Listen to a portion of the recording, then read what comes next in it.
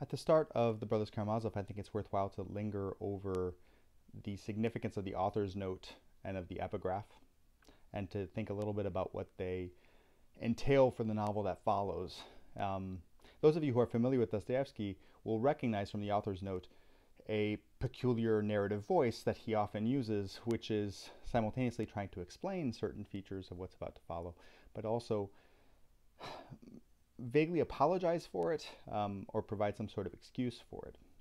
So this is the same kind of narrative voice that we see in the note on the first page of Nostrum Underground, for example.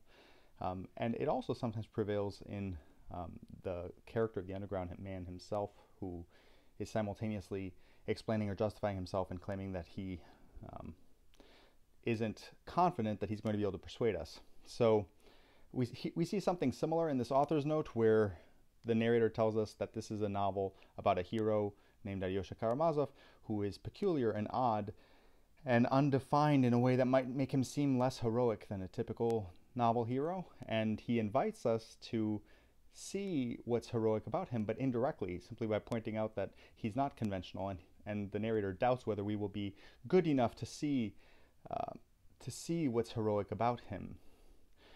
Also, he doubts whether we will be able to recognize that sometimes the odd and the particular are the characters or the people who end up embodying all of the complexities of a particular moment or society. He also tells us that this is barely a novel. Now, all of this seems unlikely to be Dostoevsky's true view of his own work, and therefore the narrator is doing a kind of playful double talk, where on the one hand he's saying this isn't really a hero and this isn't really a novel, but on the other hand, what the effect of that, of course, is that it's encouraging us to rethink what a novel is and what its hero ought to look like, and to consider that more deeply on a level that we might not have before. Now, the epigraph is taken from the Gospels, from John 12. John is the most theologically rich of the four Christian Gospels in the New Testament. And the quotation that Dostoevsky has chosen here for the epigraph is this, and this is in the King James translation, I believe. Verily, verily, I say unto you, except a corn of wheat fall into the ground and die, it abideth alone. But if it die, it bringeth forth much fruit. And this is taken from John 12, verse 24. The context here is that Jesus is speaking about himself and his imminent death as he enters Jerusalem and prepares for his anticipated crucifixion. And the image here is simple. Just like a wheat of grain has to fall and be buried and die in order to give birth to all kinds of new life, so too Jesus is going to have to do that.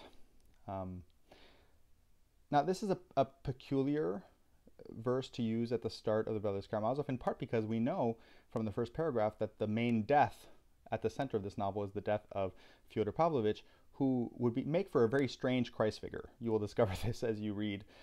He is not very Christ-like in his behavior. We could also interpret this as applying to some other character, perhaps one of the monks who is more devout and religious and sincere, or perhaps Alyosha, who is closer to those ideals than the other members of his family are.